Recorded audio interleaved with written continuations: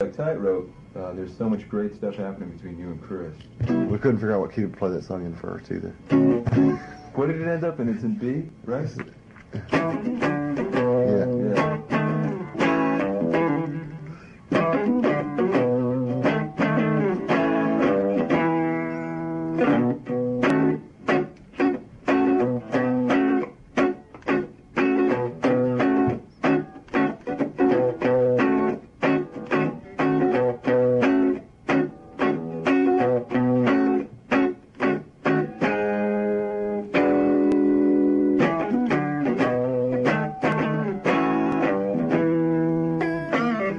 Because we got an idea what we wanted to do, or we got an idea how we wanted it to go, and then I just played. That was one of the songs that I just played rhythm on when we first cut it. I played the solo later. What I did was, okay, I didn't like the tone I had on the rhythm track so much, and I didn't play a solo just because I decided I was going to groove. Right. It wasn't intentional, and then I went back and just played the whole song again with the old track a little bit in one side of the headphones, and played a solo where I was supposed to have in the first time. Right. And we used both of them. Cool. We might overdub and stuff, but we just do it like, okay, roll the tape. The main thing that we were trying to keep going on was this Leslie sound, but I couldn't get my Leslie to work right. Super reverb and a Leslie. On Crossfire, at the end, you're doing that, you know. All I'm doing is holding that. So you got the two roots in there, the two E's. Right. Yeah. Right. That's wild. Use your thumb, your second finger, and then your pinky hanging out on top.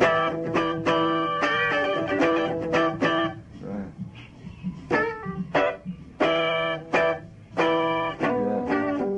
Yeah. That song and Wall of Denial, both,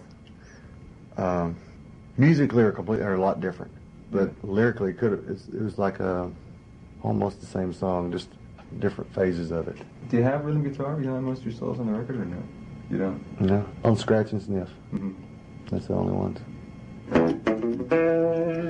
What I ended up playing for the solo was this based off of this.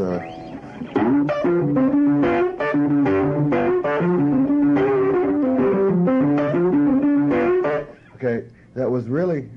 Do that slow because I'm going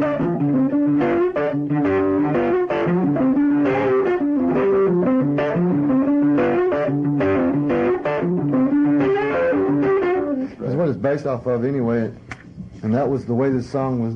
It was either going to be Scratch and Sniff or Houses Rockin' was going to start. Right. Okay. Which tune you end up using that on? Well, I used the on Scratch and Sniff. I used parts of it. Okay, there was these two songs. I was wanting to use, and then go to the.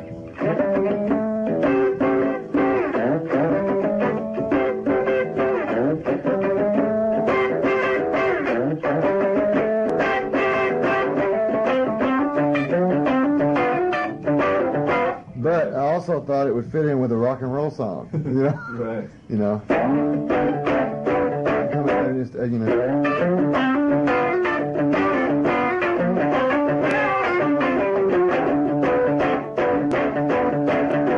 And it just ended up where we never could decide which one to put it in. So it didn't make it on either one. Oh, you didn't? So when we were doing this solo for Scratch and Sniff, I tried to play this other stuff and I hated it. I hated what I was playing. Right. And I went, let me go try this one more time. Yeah. So I just turned on all the gadgets I could find, including a wah-wah, Yeah. you know. That's so when I the could, solo starts with the wah, right?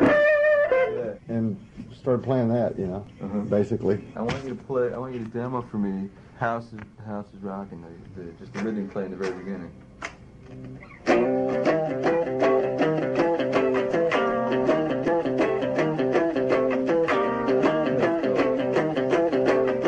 Doyle wrote that part. Doyle can play that, and he can play. And he can play. That's how much Doyle. That's what Doyle knows how to play on guitar. Right. But he writes these great songs. What is it about the blues? I mean, like somewhere along the line, like you're saying, the shit was happening in front of you when you were young, you know. But what is it about the blues? I mean, you didn't like stop playing blues at one point. You go, oh, I'm gonna play, you know, I'm gonna learn how to play heavy metal. Or, I mean, you play blues because you love the blues. And what is it about the blues to you that makes it just feel so good to play and get better or whatever? It just sounded more like the real thing than something else did. It's not like I automatically went, well, this is cooler than this, right. You know, or this is more emotion, you know. When I heard it, it just killed me, you know, it slayed me. Right. There was just not a question. Hearing it different ways, you know, like from all these different ways I've been talking about, English blues boom to like authorized recordings and, you know, bootleg stuff, you know, of everybody you can dream of. Just listening and listening and listening, and the more I heard, the better I liked what I heard. And how has the blues changed for you?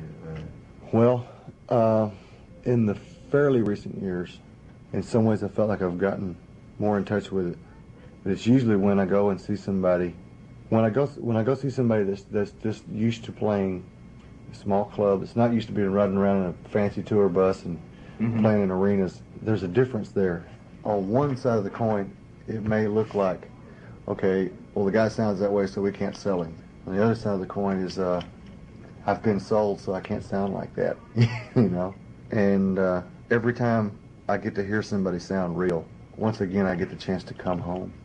It makes me want to play that way, right. Even that much more, and find a way where I can play that way and still snicker when somebody says, record sold.